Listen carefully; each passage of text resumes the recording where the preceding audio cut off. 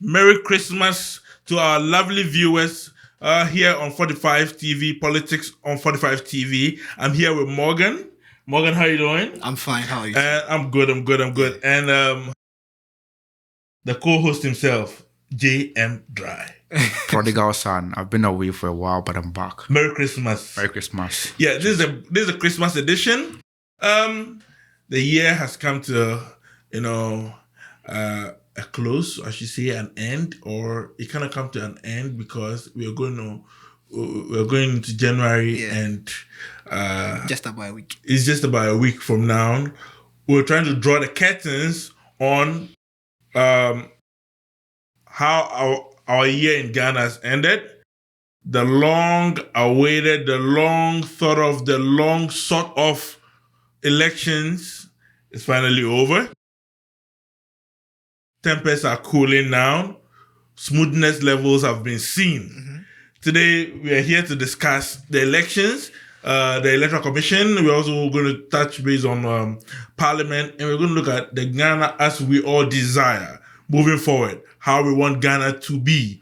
We're going to set our goals for next year to see what this incoming administration will do. Today is a Christmas edition, and our episode is going to be focused on the Ghana we want, and then moving forward, we'll discuss other matters. Morgan, Yeah. the elections, your view? Yeah. Overall, I think the elections were smooth. Yeah. There was a lot of, although people were somewhere saying people were trying to rig it and all of that, but from what I saw online, it was good. I think it ran smoothly. Yes. My real problem was that some part of the coalition, for me, it took too long a time. Yes, but yeah, it did. Yeah, but apart from that, it gives me a lot of question marks. Yeah, but we'll talk about the EC and then we'll discuss that. But apart from that, the elections itself was okay. Yeah. Now, during the elections, or let me say before the elections, during I should say, it was believed that some agents or parties had printed ballot papers. Yeah. How did this? It's mind-boggling. How did some of these political parties have access to ballot papers? The truth is, I don't want to believe it's even true because it's extreme. Like, bro, these ballot papers have their serial numbers. They do. So I keep wondering, how is it going to be authentic? Do you think the EC doesn't have a system to authenticate the ballot papers or something? Well, let's bring Drai in the conversation. Drai. Hello, Jude. Hi. Elections. With the exception of a few pockets of violence that characterized the election, I would have said the election went smoothly. But the reason why we have to talk about these pockets of violence is because it was perpetuated by persons who we call honorables. There were some MPs that actually shot at citizens. No, they're not wrong. The Kaswa MP, my MP, actually. Yeah, exactly. Howard Kumson. And some other, I think 2 people I heard in the news fired shots at. I like another prayer also fired a shot. Yeah, and he's even. And he's even led to the demise of this person that was shot at. Yeah. So we have to talk about these things. They shouldn't be features that should characterize our elections. It marks our elections for sure. Exactly, because we can't say that. We can't say it's normal that every election should have these features or these things marring them, and we can't say that, right? I think we've come too far a long way to accept that elections should be characterized by a certain level of violence. To the extent that people die, I think it's bad, but in general, it's okay. The number of death compared to 2020, where I think we recorded about 8 deaths or 6. If this one had 2, at least it's an improvement. Still, death is death. One. Let me land there. Okay. Death is death, regardless. But then we cannot also dismiss that. I mean, we've moved from losing 8 lives in 2020 to now losing 2. Right. But guys, your general overview of the security apparatus. Do you think the police handled this well? Prior to the elections, we were told the military were not going to be deployed. Yeah, I was just about mentioning that. Then we had military deployment all over.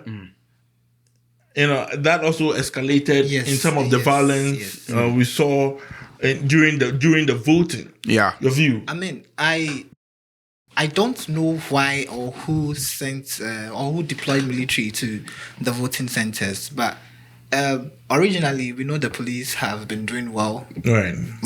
With their job over there, and all of a sudden we saw military and we saw civilians trying to fight. I mean, bro, I think these people should be recruited to, yes, they're trying to fight the military too and all of that. Yeah. It's just unfortunate. The police that are supposed to protect us, I don't know where they were, but civilians have to take it into their own hands to defend their rights, and I don't think it's the best thing to say about us in this current age. Our fourth republic, and we still have people dying in elections, soldiers being deployed to places they are not supposed to be, and civilians have to fight soldiers holding guns. No. There's this popular school of thought that the opposition party doesn't win election. The incumbent loses to the opposition. Right. I've heard that too. Yeah, so it's so to say that the incumbent or the government of the day has all the power to move or to influence certain arms of government or certain officers within the government's auspices to their favor, in a sense. So when that happens, it means, something, we moved from the era of, when we had this name for them, we moved from this era where we had, this word, it just escaped me. We had this. Let me quickly chip in, and then you can try to recollect the word. It's a very famous word. So I want to talk about the incompetence of our interior minister. 24 hours, or let's say even 12 hours to elections, they close the borders, right? Yeah. For whatsoever reason, right? They shut the borders. They're saying security reasons. They didn't want anybody to come in, but they forgot to shut the airlines. They forgot to shut the airlines because people are going to fly in to come and vote. This has been baffling to me for the longest time. When we talk of the diaspora, right? We are thinking of people from London, UK. London, UK, US. Maybe Brussels, US, Amsterdam. Yeah, we call these people the people from the diaspora. But to the best of my knowledge, when you cross the borders of Ghana, right? Yeah. And you go to even our neighboring Burkina Faso, you have to be called, you are in the diaspora because you are not in Ghana, right? You're outside the borders. Yeah, maybe you may be within the ECOWAS region, but you are outside the borders. Outside, yes. Right? How is it that somebody who went by land, is much disrespected as compared to somebody who, is coming in by air? So I think that was a failure of the interior minister, right? Yeah. To somewhat curtail foreign people coming to vote. That notion of, when it's election time, we have people of different nationalities coming in to come and vote. It was very evident in these elections. Now, allow me to doff my hat to the current IGP, Dampare. The task force that he put together, yes, they may have their lapses. Yes, they may turn a blind eye to some of the electoral challenges they had. Can't be completely perfect. Yes, but they have done a yeoman's job. Yeah. To an extent where we have people who are within the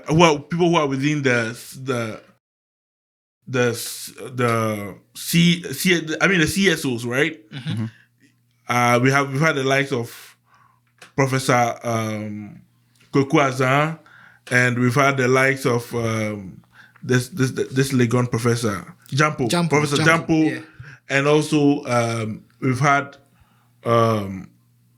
Imani, the Imani boss, talk about the fact that they picked intel. Franklin Kujo. Yeah. They picked intel that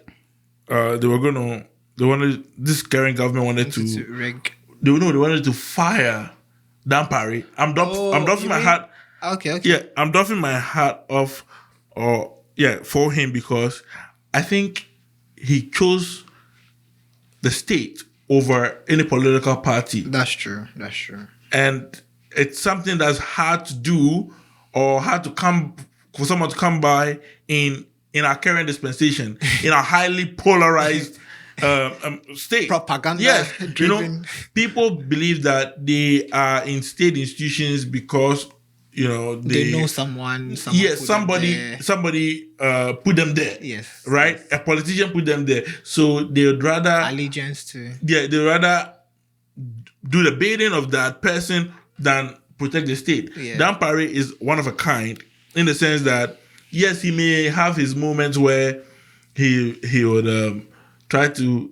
I mean, sometimes always allow some leeway. Yes, some leeway for the ruling government, but in election-related matters, he has proven time beyond count that he would always choose the state over any political party. He did that with Asin, the Asin North elections. Yeah, he did that, and then with these general elections, I learned that when we talk about when we talk about the Electoral Commission, then we'll talk about the recoalition and whatnot and what his role there. But I think generally we have to applaud the Ghana police for an excellent work. Yes, I think I would disagree with you to some extent. Okay. I wouldn't agree with you completely on applauding the Ghana police. So the point I wanted to make earlier was this, that we moved from an era where we had like auxiliary security personnel that provided some level of security to complement what was promised political parties within an election. That was the era where we had vigilante groups. You had the Azoka boys to those. In fact, it was a norm, or it was a normal practice for political parties to organize and even officially launch this association of boys who would provide them security on election days. When we got to the point where we agreed to collapse and then get rid of every vigilante group on both political divides, it created a vacuum, right, which the police could not fill in completely if the incumbent wants to retain power by rigging the election. So the way to then dispense fear or intimidate voters or create some level of chaos within the election process, which would inure to the benefit of the incumbent, is to bring in a superior security force. That is where the military comes in, to create that kind of intimidation and fear in people. Why does this theory hold, or why is this theory true? It's true because we had agreed that no security, no military person should be close to the polling station. They should keep a distance away from the polling station. We had evidence of these military men wanting to be right by the ballot boxes or right by the voting area. And we saw like it was met with resistance from the citizenry. So this is where I say that the police did not do. We can't really ascribe full praise to the police, because if it should take the bravery of a civilian to stop or to enforce a law or to enforce a rule, then what was the police doing there? So is that perception that the police are subservient to the military that we saw on such occasions or on such locations or incidences that occurred in the election period? So the police themselves want to even sit back because a superior power is at play. Arrived, no, I couldn't agree with you. And then let me let on this, right? You ask them who is responsible for this. Let's say if we cannot pinpoint or point a finger at the person who is responsible, we can agree by virtue of the fact that we know whom the commander-in-chief of the Ghana Armed Forces is. And lay the blames at his doorsteps. So what am I saying? Akufo-Addo is responsible. because he could just pick a phone and by a phone call and say, Master, every military person should leave every polling station and abide by the rule that was passed by the interministerial security committee for the election purposes. So for this reason, I think that I wouldn't clap louder for the police. I mean, they did their job in certain locations or at certain venues, but then what we saw, obviously, if you're wearing a white dress and there's a speck of red ink in there, what everybody sees is that crimson red. is crimson, isn't Yeah, exactly. it? We still see that. So on those bases, I wouldn't really say they did a yeoman's job. But then to the point that Parade did not jump on or bought into the plan for the incumbent to rig the election on a very large proportion and demonstrated some level of resistance to defend the state and make sure that the election runs smoothly as the state would want it, that we could say, yes, they did a yeoman's job. But for those single instances or those isolated cases that I mentioned, we cannot see, we can clearly also say that they did a bad job in those areas. Right.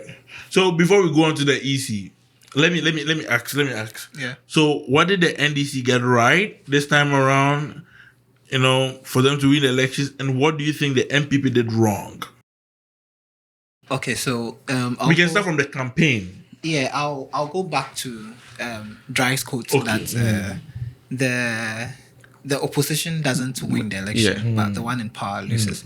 Yes, because NPP had everything wrong in their last 4 years since they won the 2016 election. Personally, I actually did have, should I say, faith or belief, or that was my very first time I was old enough or matured enough to follow politics, elections, and voting. And I was like, Akufo-Addo is a man, he has a track record. But bro, after the 2016 election, I was like, no, this is not what I signed up for. This is not what I was hoping. That kind of should I say how disappointment. Okay, but even apart from his ruling, well, I don't know what went into there, but even in the NPP party, I don't think Dr. Baumia is the man. Right. Now, I want to touch base on the disappointment, because we've discussed this Drai on this show, over and over in different episodes. Yeah. Yes. Akufo-Addo was touted as the bastion of human rights and democracy, and he was anti-corrupt. He rode the wings, of anti-corruption, and he is the savior of the Fourth Republic. Yes. People had high hopes in him. Okay. So it wasn't just me. So yes. Okay. I just want to address the disappointment, right? And it looked like this became the general feeling in the country. Yes, everyone. But post Akufo-Addo, it was believed by many during the campaign era that it's either it is possible or reset. People are saying yes, Akufo-Addo. It's not even up for debate. Everybody agreed on both sides that the abysmal failure on the path of Akufo-Addo is legendary. That let's not even talk about Akufo-Addo. Let's look at moving forward. Are we resetting? Okay. Or are we saying it is possible for bold solutions? Oh, for us to break the 8. Yeah. I think that it's possible. They had to swallow the 8 pill, because it doesn't look good for them, because their opponent had the 8. Yeah. Right? Yeah. So now is it possible for bold solutions? Because their campaign actually, the NPP, metamorphosed into lots of slogans, right? It started from breaking the 8 to bold solutions, and then it ended with it is possible. Yeah. I think that they could still have worked with the breaking the 8. It makes sense. It is consistent it makes sense, and it's consistent logically to say you want to break the 8. If you say that you want to break the 8 cycle of political party reshuffling in government. That is one. And breaking the 8, your opponent or your keen opponent is on the 8th position on the ballot. So if you want to break the 8, it makes sense.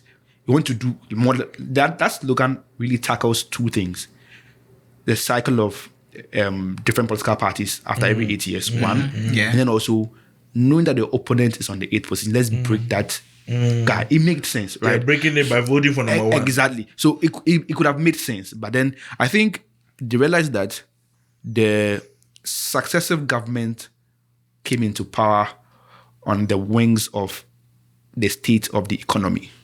Yeah. So when Dr. Bawumia started championing digitalization, which is even just the optics of it, there was nothing substantial for him to really lay hold on and say, for this and that and third reason, I am championing digitalization. They were just optics and launching apps and going to launch e-gates that never open and all of that.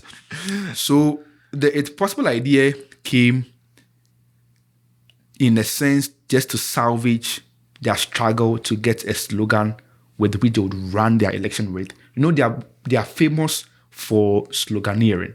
They always coin the right words and the right phrases that resonate with Ghanaians. But this time around, they struggled.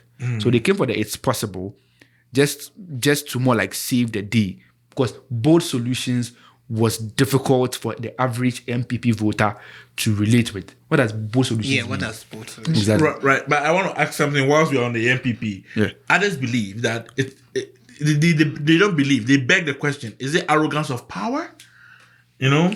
That they know, yes, the administration as we have it has failed, but Ghanaians love us no matter what.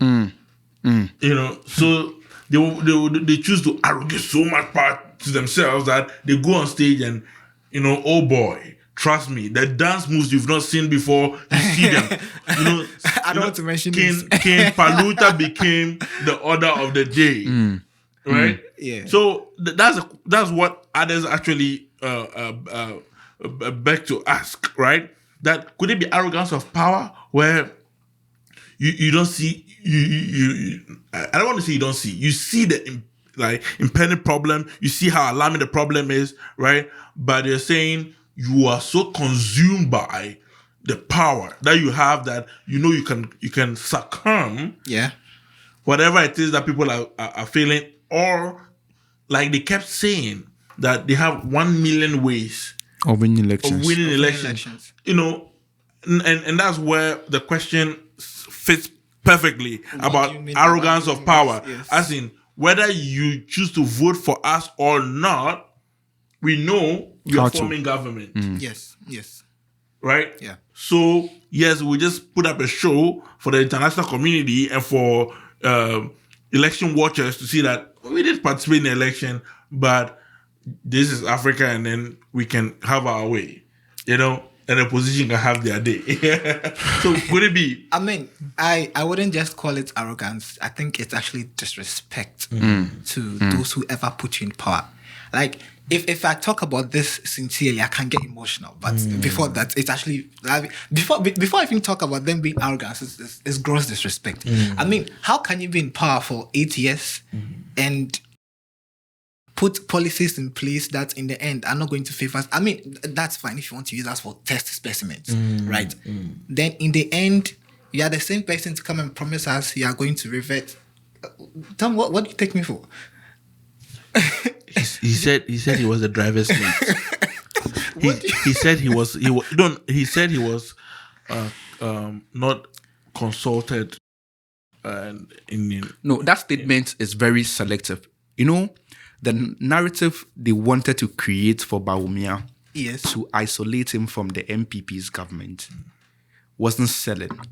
When it is something bad, they brand him as the mate who had little to no influence in those matters. Yes. When it is something good, they push him forward to be the one who championed that. That's true. So this one, another did listen to him and see it's working. Exactly. So that inconsistency of a narrative was an insult to the intelligence of Ghanaians. Exactly Trust me, what I'm if saying. Ghanaians had gone ahead to vote for Bawumia, this would have confirmed that indeed, one, we have short memories as Ghanaians, and two, if even the free SHS is not giving the kind of result we intend for it to give, because the free SHS is supposed to increase our literacy rate. Yes. And as it is well known, I don't know if it's in Nkrumah, one of our earlier leaders said that, forefathers said that it is difficult to rule an educated nation, which means that the educated nation has a larger population of people who are discerning, who can reason through the lines and make a choice. So, should the election results had gone the other way, it would have mean that we are not growing, we are not learning, and we are really dumb people, because a party is selling as a candidate with dual narratives. Yes. Using convenience bias to sell this candidate, which is very bad, and it's also our intelligence. That is it. The second thing is this same candidate, right, is campaigning against its own government in power, which again is a very big logical dissonance, because every incumbent has always campaigned to continue the work of their current government. And that is another thing. I agree with him when he said it's a disrespect to the electorate for the way the NPP officials were posturing right before the election. I mean, I've never seen anything contradictory like I saw the NPP in this 2024 election. We were told that in theory or in principle, the NPP is the party of the elite, the intellectuals. Yes. Do you know who contested with Wuntumi for the Asante region chairmanship of the party? No. This is somebody who has served as an attorney general before for the country. So you could see that this person is a decorated luminary. Yeah. And fits the description of the principles and the ideals of the party as an intellectual. But we all remember what Akufo-Addo said. Yes, that it didn't qualify the winning election, which is why I'm very sure he supported Wuntumi or got Wuntumi to be the chairman. And a party of intellectuals having Wuntumi as a chairman, Abronye DC as a chairman, communicating but they're making the argument that this is the first time they've lost elections. They've been winning. They won another twice. Abronye, yes, good. Those elections, right, were, I mean, a lot of them were contestable. The 2020 election in particular, right? If the NDC had got their coalition right and got their figures right and could have articulated and communicated that in the court, right? NDC had a problem where you have an argument with somebody, and after the argument, and I'm getting intelligent ideas to have responded to the person doing the argument was over. It's over. That's what the NDC had in 2020. But if they had those brilliant ideas to really support their claim in court, probably the court would have overturned the election result, honestly, right? So those victories were 2016 own was as a result of how do you call it? The mundane state of everybody. Exactly. Everybody of the doom and everybody wants a change. That's it. The 2021 was questionable. So we can't really attribute it to the intelligence of those chairmen. No, whilst you're on this one, this topic, yes. Take what the NDC did right. What NDC did right was just the fundamentals. I always say that. And I will say this on set. Like, for me, the next year, my motto or my theme for the year is back to the basics. Just do the basics right.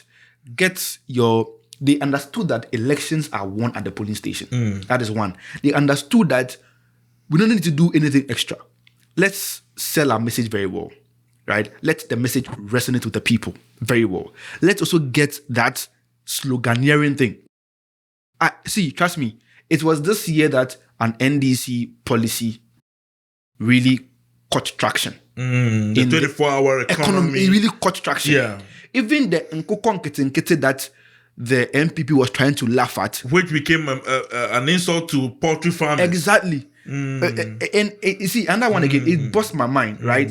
That citizens are going to be okay and clap for the government and say, this is brilliant. when the government is giving cocoa seeds or seedlings to cocoa farmers to plant.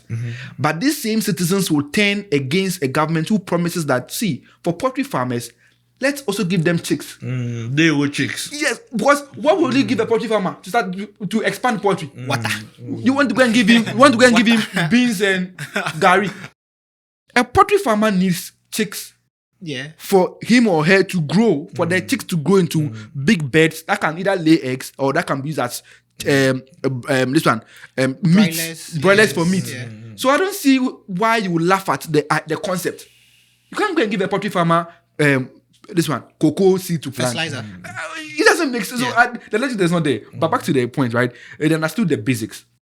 They understood that elections won at the polling station. So make sure you win at the polling station, right? Be extra vigilant at the polling station, which is what you saw them even buying mechanical counters and holding them, which the NPP in their dumbness didn't even know that these are mechanical counters. Their officials and polling agents were doing video and saying that is a machine to distort. Can you imagine? Can you imagine? Yes. That is one. And then also, they understood the narrative or the marketing, the sloganeering marketing. They got that as well. And then I think heavily they were able to work on their collation system and collation mechanism. They got the result on time because in 2020 or 16 or so, Joe Anochi was brought from NASA by the NPP. They still have Joe Anochi. Yeah. That's something that people learn unless they've shown that they've learned. Basically, that's all. That's what has resulted. Also, can also argue that in there's incumbents. There's a term for it in politics when the populace are fed up or have this kind of there's a term for it, incumbent something. I forget to. Yes, there's a word for it. There's a word for it in politics. Incumbent something or incumbent something. Yeah, it also helped the NDC win the election. But simple thing, the NDC really did show the Ghanaian that they've learned and they were going to protect the votes of the Ghanaian by the things that I mentioned. Morgan. Yeah, so with the NDC, they did a good job. And I like that they didn't go extra over and above. They did what was supposed to be done. Down ball. Down ball, no passes, pressure. Yeah, short passes. Yes, that's what was supposed to be done. Slot ball. They got their campaign out there. I mean, they've not been in power for 8 years, so obviously you can't talk about anything that but you can promise the people something, you can give them something. There was a lot of stuff going around that their policies wasn't holding weight and all of that. I mean, it's arguable, but that's fair. But I don't think in our current dispensation, it's like how you spoke about Wuntme winning the election. It's about the masses, how you can convey your messages. And I think they did exceptionally. I think the NPP themselves were, should I say, ashamed in whatever they've done. Because if you bear with me, I don't think their publicity could match that of the NDCs. From their campaign songs were just jazz. Yeah, I mean, the campaign song, 2020 campaign song was equally good. But again, we saw how it reflected in election results, right? But I want to add something, right? I think before you add that, let me quickly chip this in, and then you can. I think no. Let me just. But then let's get to our viewers. Okay. This is Politics on 45 TV. I'm here with Morgan and Drai. We're doing post-elections. We're talking about the EC. We're going to touch base on the Parliament. This is the Christmas edition. Like, share, comment. We want to hear your views. Elections, we finished. They've been won. We are all happy. Yeah. What I wanted to add to what Morgan said was this. I think the 2020 election saw a lot of propaganda against the NDC. And I think that there was a lot of education and enlightenment from the NDC's camp that helped their cause in the 2024 election. The guinea fowl birds flying thing. Yeah. Right? So if you do a social media sentimental analysis, you would understand that people were like, oh, if we knew this in 2020, we would have voted for you. So interviews of Mahama explaining what really happened and transpired and how even that SADA program was supposed to run and how it ran actually, correcting that misconception and the propaganda that the NPP had already driven and put across in public really brought some level of, oh, we didn't know, we had believed this. And a lot of things like the Airbus scandal that indicted Mahama and made him corrupt in a sense, where, I mean, the verdict came out to say that Mahama was not really corrupt or was clean, coming from the government of the day's own institution, OSP, was also helped them clean Mahama of any corruption allegation. Then again, there was this I think a lot of propaganda that was collected in that era. Beyond the propaganda, I think that was one of the things President-elect John Dramani Mahama, right, talked about. He's like, you tagged me with a lot of corruption. I stayed in this country. I went through the system. Yeah. You took me through the courts, and now I've been vindicated and exonerated. You know. Yeah. From all of these this allegations and tags that you labeled.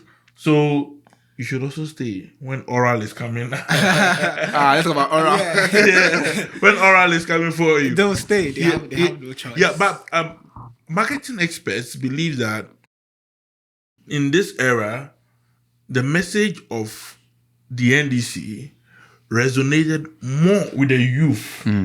They welcome the NDC more than associating with the NPP. How do you see that assertion? Yes, it's true in the sense that they were more.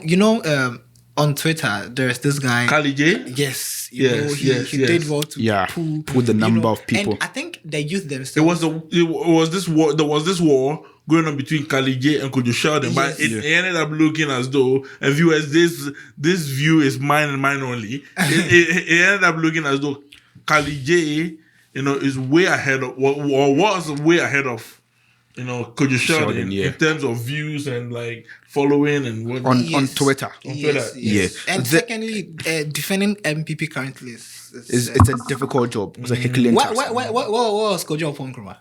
Kojo Nkrumah, he was in Afonso Uribe trying to win his seat. But you can bear with me this time around. We didn't hear of him like 2016, 2016. Yes. Defending MP right now is it's really difficult. Yes, bro. It's $1 billion. And if you look at something like, so I think the NDC was very deliberate in crafting their message to fit the youth. Yes, right. And to the point that they even had events to speak to the youth. Yeah, exactly. Like launching the youth manifesto. Oh. Which was on that note, I think that we need to, if we're talking about the political parties, we should as well compare the youth organizers of these political parties. I personally think that the NDC youth organizer Pablo did an excellent job. Groundwork.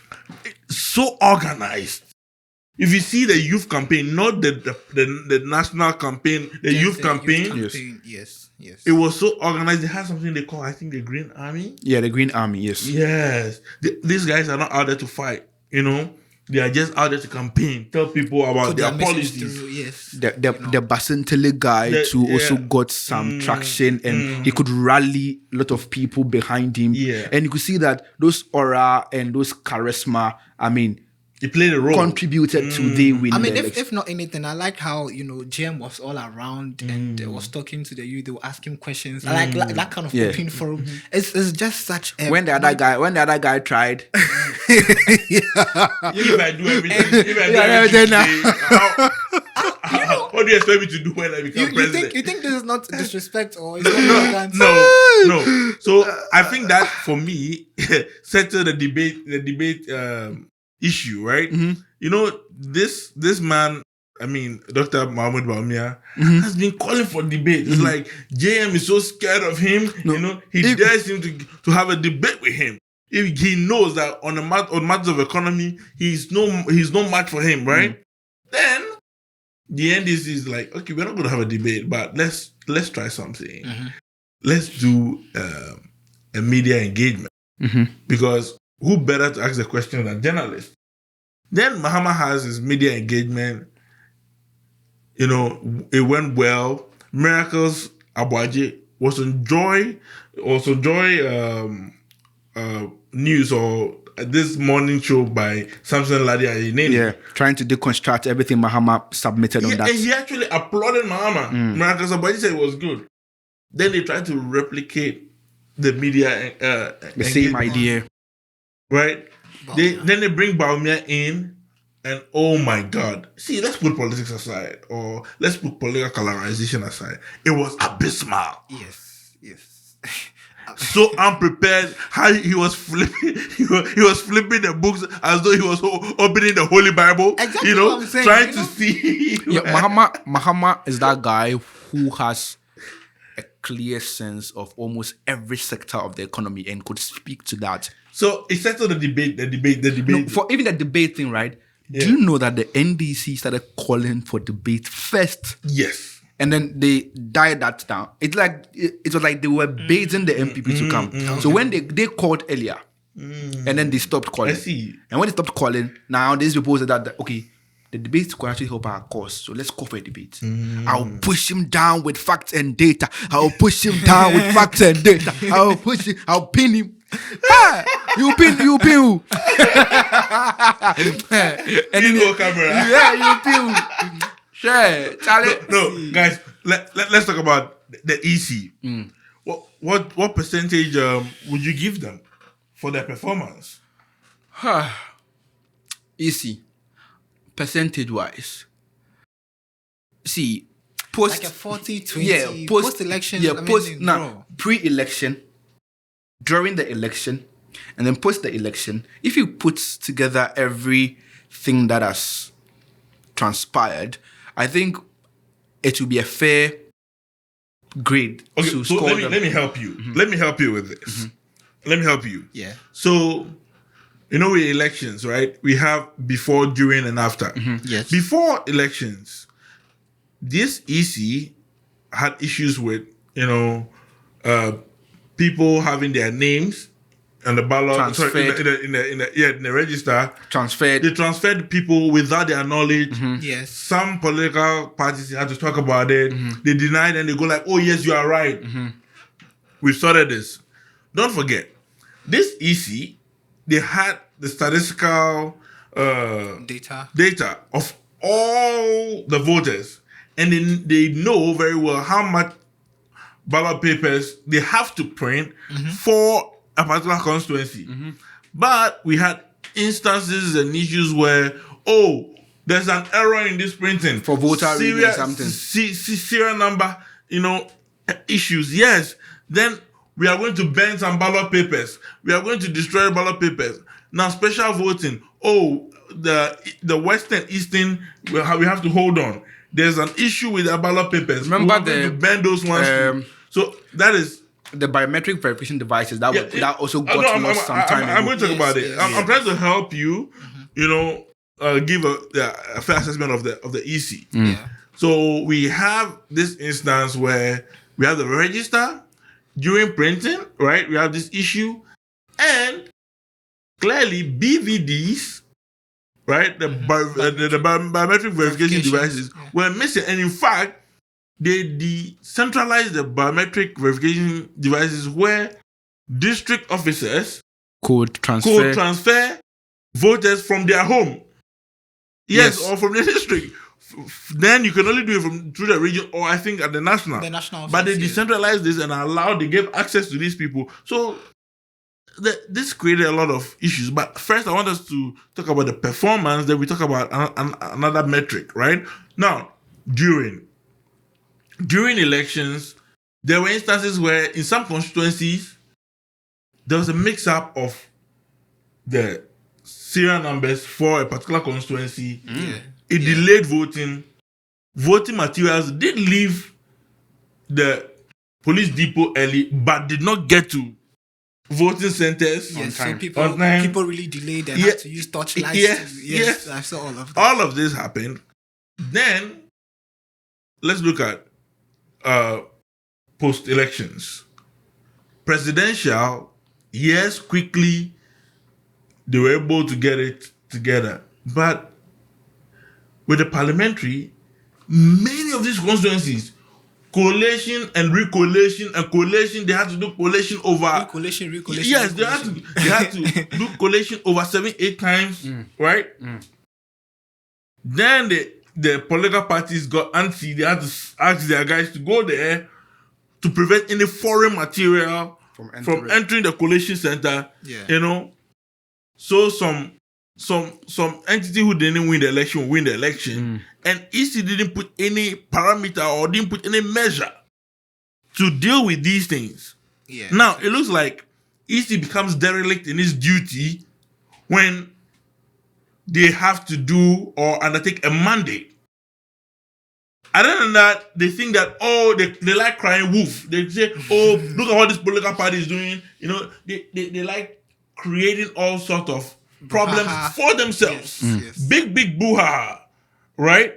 Now, as we are having this podcast, nine constituencies are still being contested. Yeah. EC says they have declared 7. The NDC says they don't understand. They will also not agree, right? We have 2 outstanding. Some people were forced to declare somewhere. On the back of all of these, gentlemen, what's your assessment? 27%. I just poor. I can't give a percentage. 27%. 27%. You know what? It was a This very poor performance. quagmire or conundrum could have been easily dealt with by just doing the basics, staying consistent.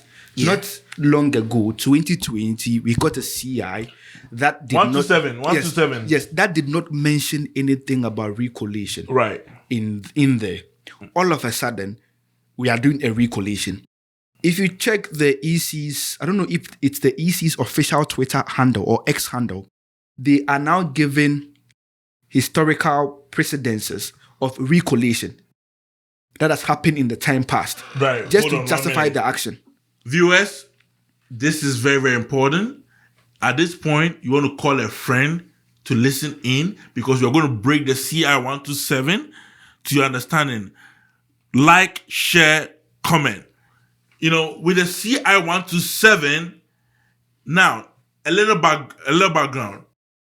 Every elections, we generate what we call, or the Electoral Commission goes to Parliament to seek what we call a constitutional instrument. The constitutional instrument is what guides us into an election.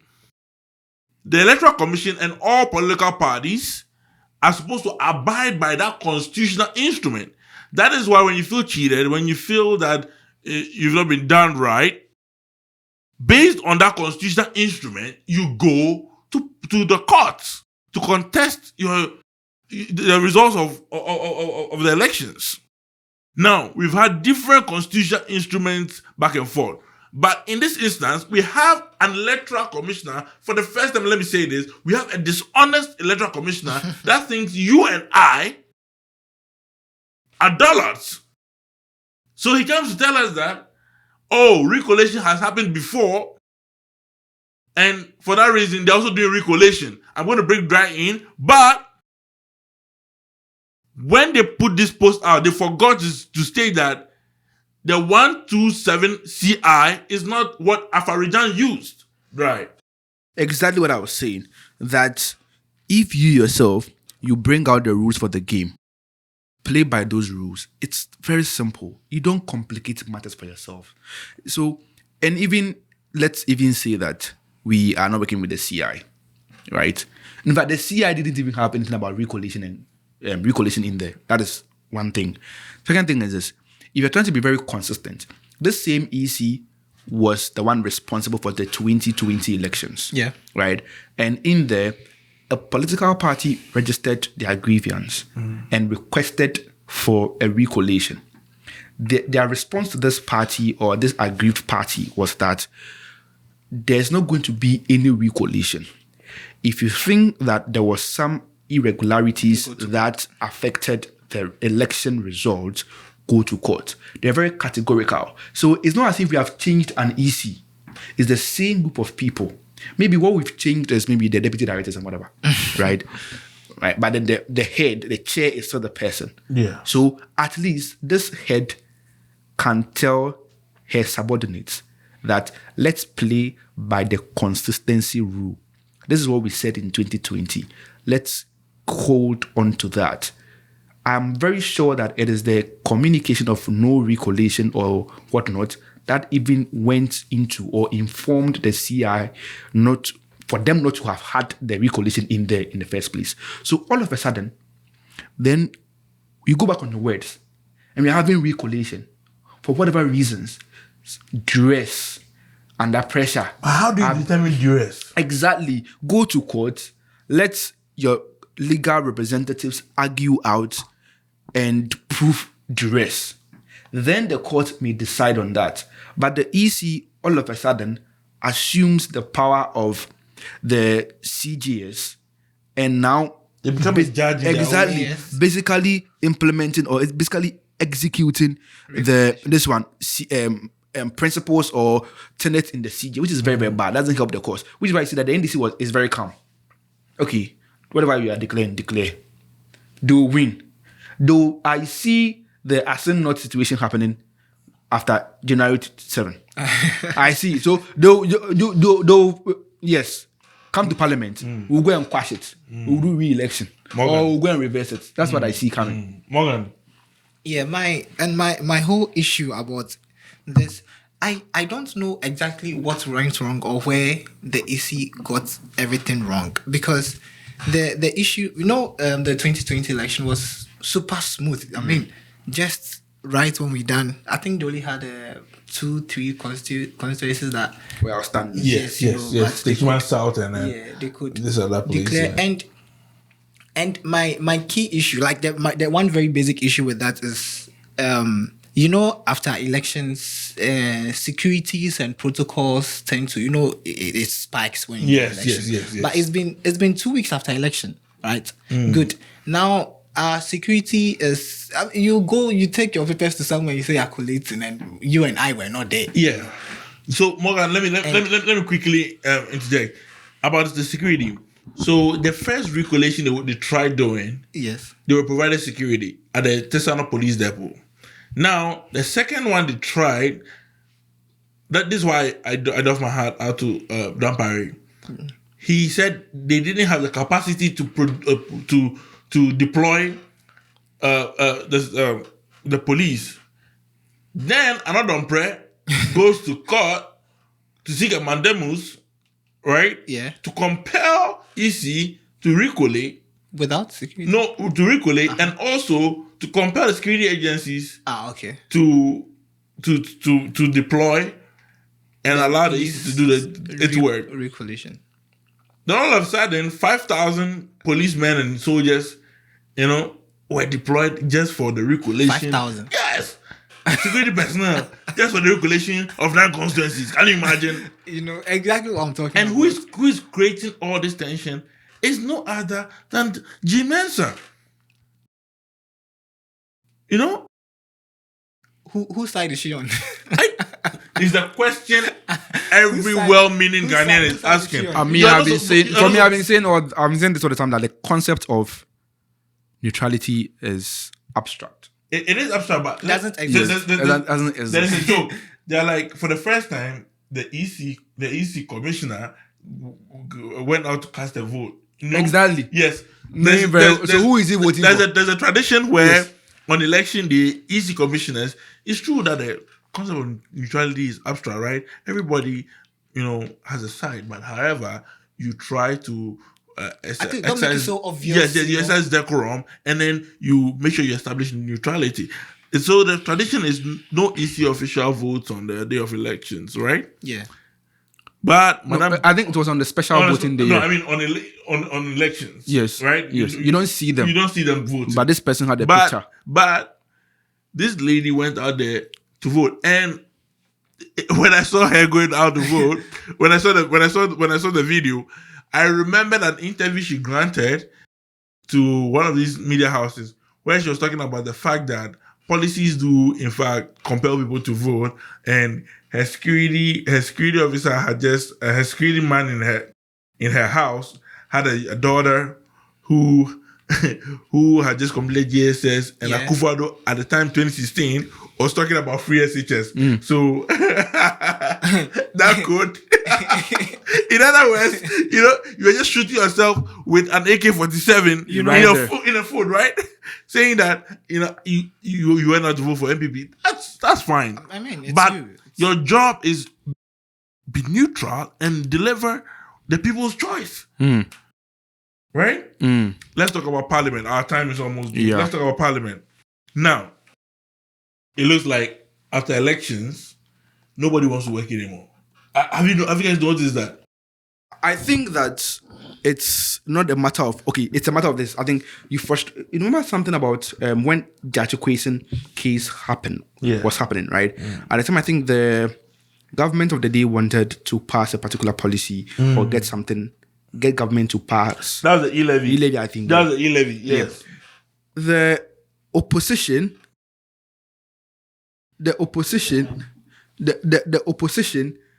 was solidarizing behind the Achikwesen. And in that cause, boycotted parliament. And just to frustrate government, right? I see the same thing happening here. Okay, in as much as government wants to probably place financial burden on them, they want to prevent.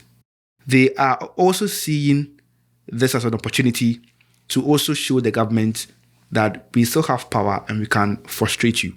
So if you are trying to win seats at the back of our victory or at our blind side, we would also frustrate you in parliament by doing these kind of things. Already, the case that really caused parliament to have this, to have this indefinite Afenyo-Markins case. Do you know that the NPP has issued a statement for forfeiting of Cynthia Morrison and all those other people? 280 of them have been sacked from the party. Yes. So the very are they making a mockery of the Supreme Court? No, exactly. I told you. So it's come to prove this point that, government business is just 3D chess happening. Okay? So at a point in time, we need you for our interest. Now, we realize that we don't even need you again, Grassive. What if you know at the end of the day, somebody who runs as an independent candidate has violated tenets in your constitution? Why would you go to court and ask that the court grant you an interpretation that will favor you for you to still have the person, when you're in your in-house rule book, that person deserves to be cast out of your party? You went to court to defend this person and get this person in parliament to do business with you for your interest. Then after the election, you know that, this person, we don't even need it again. Now you've gone to write a letter forfeiting this person's, ID in your party. It all comes to confirm this 3D chess thing I'm talking about. So, relax. The NDC knows what they're doing. The NDC know what they're doing. They know that when they get into parliament, they have the majority now to redo everything. Yeah, but we're still in right now, parliament. No, yes. The 9th parliament hasn't commenced. We are still waiting in the 8th parliament. Yes, right? we would frustrate you. It's believed that NPP did not think that they were going to lose this election. They did not put contingency plans, in place. They are doing a knee-jerk reaction. They thought that 7, 8, 9, right? Yeah. The plan that was executed or put out there would fall in place, and then it would be business as usual. Right? Yeah. So they were taken aback. Look, those of us who did a little political analysis and then election analysis, we all called a close call for the election. We all predicted a 50-point-something% for whoever the winner would be. Yeah. That's what we thought it was going to turn out to be. But we're all surprised. Everybody except Musa Dankwa, had their prediction right. He called it and said Muhammad was going to get 57%. I wasn't part. A lot of people called him stupid. A lot of people said he's doing coco. Yes. In fact, Paul Adomotri asked him to apologize to Ghanaians for putting out such a sham of Research. such a sham of research. And he was disgracing political research. Yes, he was disgracing political research. I saw that. Yes, so Musa Danko got it right. We all called a close race. The night was phenomenal for the NDC. The NPP clearly, from the executive to the legislature, did not put any contingency plan in place. So I believe that Afenyo Markin did all of these things, right? One, to actually pull gotcha moment on the NDC, because they kept saying that in the elections they were going to win 150 seats. They were confident that they were going to win 150 seats. Afenyo Markin said this. Their organizer, Henry Boachi Nanabi, said it. Most of them, Insheso, MP, they all said it.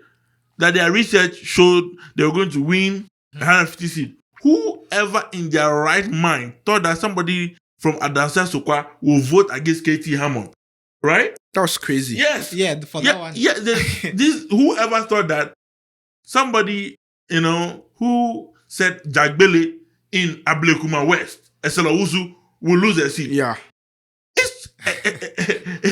It's completely unthought of, right? We all didn't see. So they were confident that, give or take, the NDC was going to lose some seats. They would lose some seats, but not much. Yes. So no contingency plan was put in place. So I think Afenyo Markin was just doing all these things, playing with the Supreme Court, right? Only to come and prove to the speaker that I am the boss here and I call the shots. Right? Yeah. So if none of that happened, they are in a state of shock right now. Everybody is, even those the winners are even in a state of shock, because the NDC were predicting 155 seats, right? They got more than that. They beat their expectations. So everybody's in a state of shock, right? Now, government business is stalled in the sense that they go to parliament. The finance minister, who is having party. Look, Ghana, we are not angry enough. The finance minister, who is supposed to present an appropriations bill in parliament, is having a Christmas party in the finance ministry, but fails to show up in parliament to just read an appropriations bill for civilians, as in civil service workers, who are helping build a state. So that is not even the fault of the minority caucus in parliament. It is not. Exactly. So the failure of the finance minister to act instead of the president to present the appropriations bill. Now, quickly, information management. Majority comes in to say, it's because of you, it's your fault. One, you speaker, you didn't want to call parliament, right? It's your fault. Right now, you want to push everything through. And minority is saying that, stop blaming the speaker, right? And let's do the business of a day. What's the business of a day? Now, majority is saying that I have 4 things. If you pass them, I get the Minister of Finance to come in, and then we can do the appropriations bill. Why are you holding the country to ransom? The 4 things you have is that you said $350 million should be passed. Tax waivers? As tax waivers. Should be passed as tax waivers, to some 1D, 1F companies. Now, you are saying that you want to do the free SHS bill. You're talking of all of these other things that cost a lot of money. It looks like you want to burden and then sort of push the incoming government into some financial hole. Constraint. Yes. So quickly, the minority gets up and say, you can't do this to us. And talking about these companies you want to give tax waivers to, you're talking of Century Oil. You're talking of Cleansoft. These guys that do Cleansoft. Yes, I think Typhoid Sunda or Sunda International, whatever. These are their friends. Yes, they are cronies. So yes. These are their friends. Guys, what do you have to say? I mean, it's a game they've been playing since, but this one it's like daylight agro, daylight. No, but it looks like they're taking Ghanaians for granted. Yes, for granted. So that it's going to be like when NDC comes to power, it's going to be a long time, and they are going to be complete. When Akufo-Addo came to power, and he always was saying that, and the previous governments left a lot of something that they have to recover. So they also start campaigning from there and be like, if you are competent enough, you should be able to. But that's not how it's supposed to be. Right. I think it's a game they want to play. They want to set things right from, the political game propaganda they've been playing, that they will just throw you into the dark and make it look like you are the one going to suffer, that kind of thing. Right. Yeah, I think I completely side with what Morgan said, right? When Mahama was leaving office in 2016, he left in the national coffers a couple of things that helped the NPP in a way. Let me put some out there. Yeah. He left the sinking fund. He left the heritage fund. So why won't you make me mention them? Okay. Why? Politics man. Yeah, exactly. So the Ghana Infrastructure Investment Fund, Sinking Fund, the ESLA, a lot of things. ESLA was purposely for this one, energy sector levy. Yeah. And then even had Sinking Fund for Kufuor Zero Bond. Then the Ghana Infrastructure Investment Fund, which was even collateralized to raise money for the Agenda 111.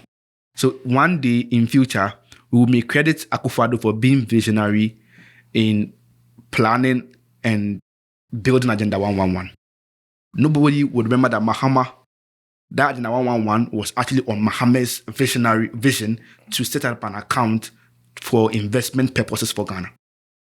Heritage Fund and everything was there. There a lot of money that was left for the government of the day to come and take over. This government takes over. And then what did they want? What did they want to leave us as a parting package? Debt.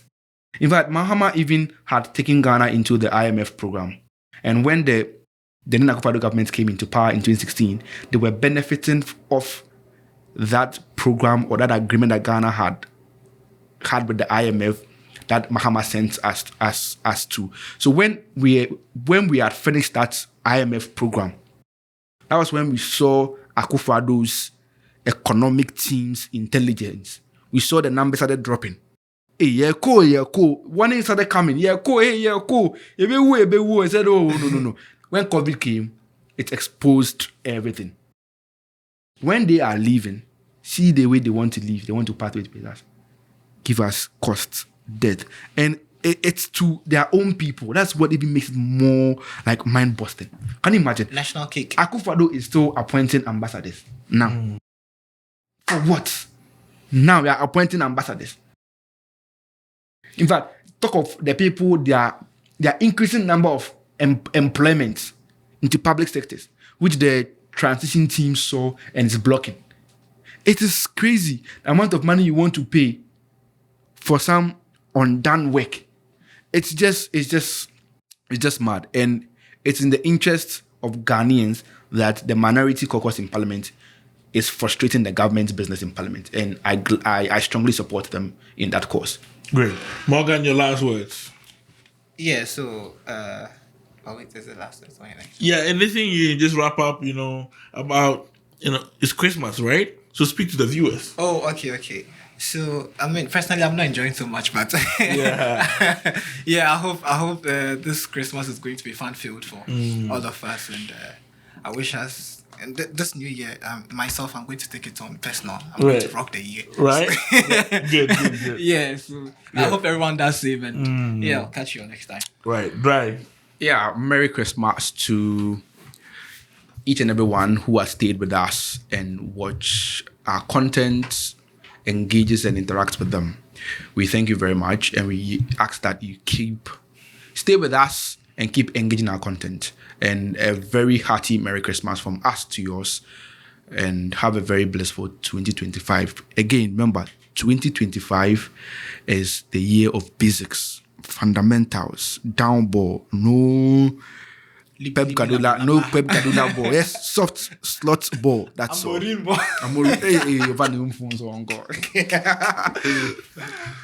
Our cherished viewers, this is Politics on 45 TV. This show has come to stay. This show is possible because of you. We started this show with you. You trusted and hoped in us to elevate this show to a greater height. We bring you nothing but the truth. We started this show. We said we were going to come to you every other time, not with any form of fear. We're going to let you hear the truth as is. We've had different guests on the show, and it's been wonderful. It's that time of the year again, and I want to say Merry Christmas to you. In fact, Merry Christmas to us. You are a part of Politics on 45 TV. The dust has finally settled. The smoothness levels have been known. They've been established. The victors are cheering away, and then the losers are licking their wounds. At the end of the day, it's one Ghana, one motherland. We pray for better and glorious days for every other person. Keep engaging our content. We promise you that we will not speak in the truth to power. In the face of whatever this government brings, we will sit here, Morgan, Drai, and I. We will sit here and we will speak the truth to this government till the right thing is done. We are not signing off. We are saying that till we meet again to bring you even better. We love you. Keep sharing, keep commenting, and keep liking Politics on 45 TV.